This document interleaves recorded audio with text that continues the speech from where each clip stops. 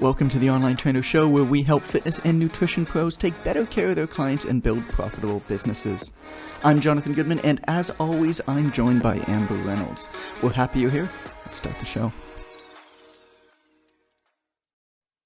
I think you go full aggressive is what you do.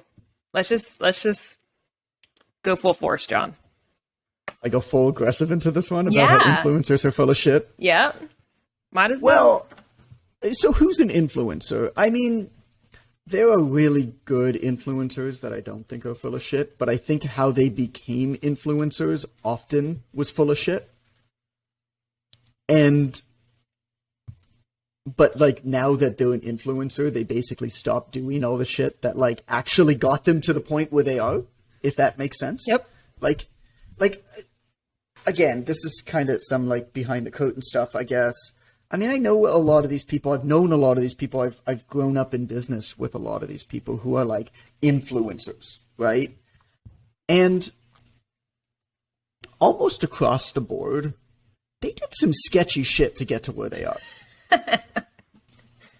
And it's like, and then they're trying to tell people, no, I mean, the way to do it is to build great content and have great network. It's like, nah, dude. You bought a whole bunch of shit followers. Then you joined a whole bunch of engagement communities. Then you paid a whole bunch of people to spam a whole bunch of other people. And now that you've done all that and you look important, now you're starting to gain real followers on the back end of that.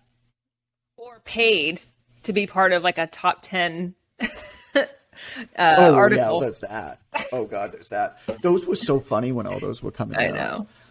Every time that I saw like a friend of mine that I respected be like, I'm so excited. Yahoo Finance has called me one of the best online trainers you need to know about. I'm like, so you paid $750 for that?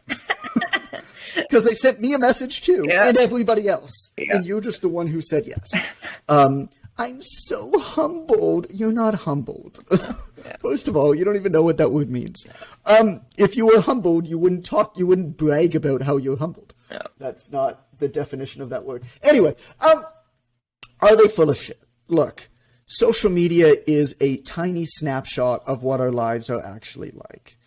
And what our lives are actually like, everybody who actually has real lives, right? I'm not talking about Billy, the 22-year-old, 23-year-old influencer who, you know, still lives at home, has testosterone flowing through his veins because he's 22 years old, like has no responsibilities so he can train twice a day. And like I'm not talking about him, right? I mean, he is motivational to other people like him. I'm talking about like people with lives and families and businesses, you know, businesses where they're not just like, I don't know. It's kind of funny because I've lived in a whole bunch of like digital nomad beach towns, right? Like this is my ninth winter in a row being away for 4 to 6 months. And I've seen this really fascinating transition happen where like 5 years ago, every single person I met was a digital marketer. 3 years ago, every single person I met was a life coach. Last year, every single person I met was a day trader for stocks, and this year every single person I meet is a crypto day trader. It's literally the same person. Yeah. Like it's Billy. Like Billy, like that Venn diagram is just a circle. You know, like it's the same person. And so, you know, I'm talking about like real life shit here. You know, people who live real life. It's messy, right? Like I don't need to tell you this, Amber. I mean, life is messy. Stuff comes up. Family gets in the way. It's also kind of really miserable to live your life thinking about how you're going to turn everything into an Instagram post. And if you don't have really, really good checks and boundaries around that, it can really break you down. And I think what spurred this on, I don't know, I wrote this subject. We should like write notes when I write subjects, because I wrote this subject like a long time ago on our list of stuff to talk about, and then you brought it up today. But, I feel like when I wrote this subject, what happened was, this is my best memory of it. And if I'm lying, it doesn't really matter. You wouldn't know the difference. But I was scrolling through Instagram mindlessly, probably on the toilet, because that's where I scroll through Instagram mindlessly. That's where anybody does. And I hit on like a big fitness Instagrammer's page, you know, like a million plus, like one of those like butts out like Instagrammer pages. And she was talking about how, you know, I guess this is probably why it popped up, because she hadn't posted for a really, really long time, is what the message said. So she was talking about how she's so happy to be back. She just needed a mental health break from Instagram. Aw. And her entire Instagram is about how she lives this wonderful life. But then she has to leave that wonderful life that she's making up on Instagram because it's breaking her down mentally. Yep. Like, that shit's backwards. And that is not just deceitful, that's really dangerous. Because people looking at that, particularly younger, more impressionable people that might aspire to, I mean, irrelevant of like the Photoshop stuff, right? Where it's just these bodies that don't actually look like those bodies. It's like the girl on the cover of the fitness magazine doesn't actually look like the girl on the cover of the fitness magazine. It's like,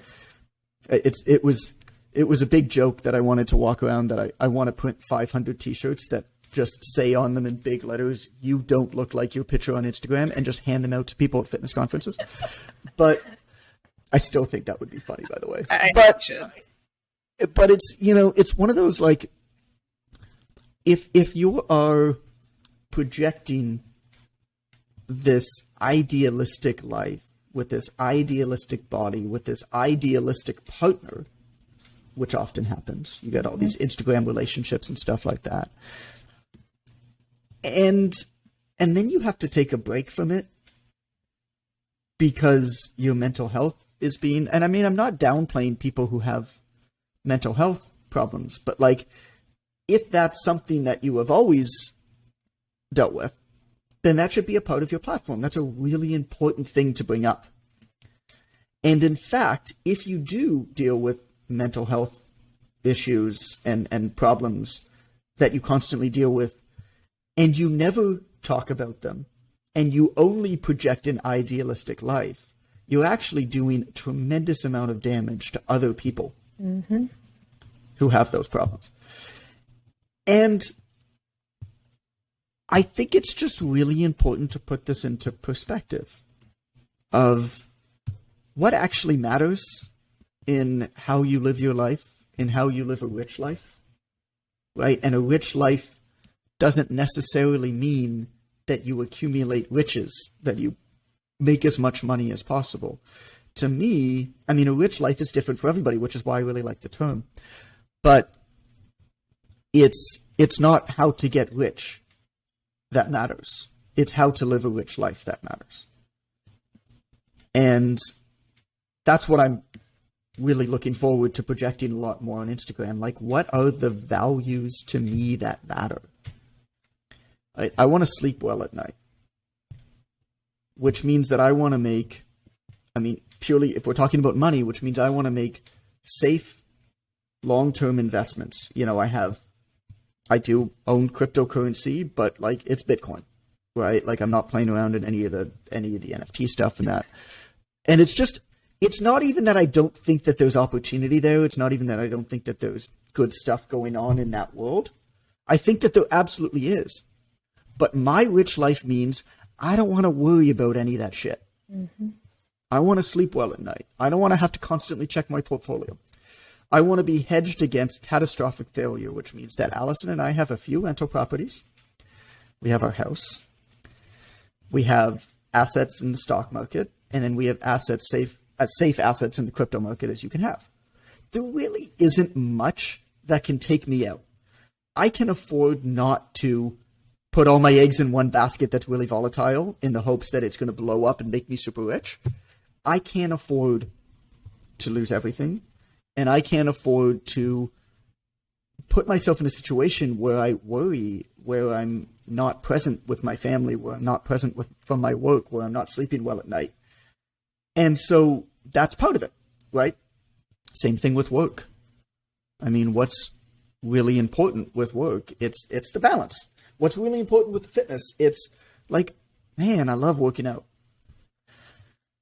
Does that mean that I want to crush myself every single day? No. Does that mean that I know that I'm not going to look, like as good as I would otherwise look? If, like, I could tell you exactly how I could be shredded. Straight up, I'm not willing to do that. Straight up. Yep. Too much. Just, it ain't for me, dude. Nope. So this is where, I don't think anybody's going to be surprised when they see a title that says 99% of influencers are full of shit. I think just it's not so much about the Photoshop stuff to me. It's about just really being true to yourself on whatever platform you have, and like being aggressively true to yourself, and building your campaigns around that, and not being drawn into the stuff, not comparing yourself to so much that's out there, even people with big followings. I mean, sometimes it's a really big deal. It's really good stuff. I mean, my buddy Jordan Syatt's a great example of that. Like, he's built a great following the right way. But at the same time, Syatt spent many years, 4 to 6 hours a day on Instagram, every single day, 7 days a week. Now, he doesn't do that today, right? But that's how he got to where he is today. Are you willing to do that? Hell no, I'm not. No, we know your thoughts on it. So do I? Well, do I look at that? Do I look at his platform and say, "Oh, I wish that I had that"? Absolutely, it's admirable. It's amazing what he's built. I love what he does. I love the messages he puts out. I love him as a person. We spoke on the phone yesterday, even for 10 minutes, just about something like I love him as a person. I think he's one of the best dudes out there, straight up. One thing that's really important, I think, to always keep in mind is when you see people in a position that you aspire to be in, or when you see people that have something that you aspire to have, would you be willing to do what they did in order to get there or have that? The answer is most often no.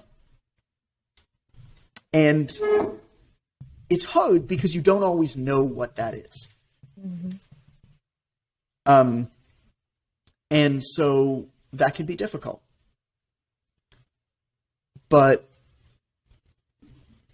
it's really important when you're looking at influencers, when you're wishing, hoping, dreaming that you can be in that position of being an influencer, that you know that, like, you try to figure out, or even you ask them truthfully what they did to get to where they are. And if they give you some superficial crap like, oh, I just made really good content, yeah, there was more to it than that. Like, are you willing to spend 5 hours a day making really good content for Instagram? Maybe. Yep. If so, that's it. Go to the, like if that's your thing, right, go to the edge of the map on that. If not, don't compare yourself to people who do. I think that's more what it's about. And then the fakeness and the, like I said, I think what brought this on was the mental health thing. Like, hey, I'm so happy to be back. I had to take a break from my mental health. You're talking to me every day about how your life is perfect in every way. And then one day out of the blue, you have to take a long break from this because it's beating down your mental health? Yo, that's some fake shit. That's a perfect audio clip for me right there. I'm just gonna put that like on our media board. That's some fake shit. I'm gonna give it to Joey. Joey will have fun with that. All right. On the final note of Jon of that fake shit. I need to put a shit counter. I'm gonna put a shit counter on this. How many times you said shit today? Yeah. Well, I mean, you told me to be aggressive with it. I was going to be all nice and talk about how they're probably really good people. They're just they just went down Misguided. the wrong path. And the problem is when you start going down the wrong path, you begin to justify every little decision along the way. And when you justify all those little decisions, every single one of them seems like a good decision, but then you find yourself at this position far off in the future where all of those little decisions have added up, and now you're caught in this spiral, and it's very hard to get out of it. And I just feel bad for you. But that wouldn't have been authentic. Could have also went there. That's not fun. That's no fun. Yeah. We like full aggressive, authentic Jon best. He's fun. Yeah, there you go. All right. All right. End of that one, and on to the next.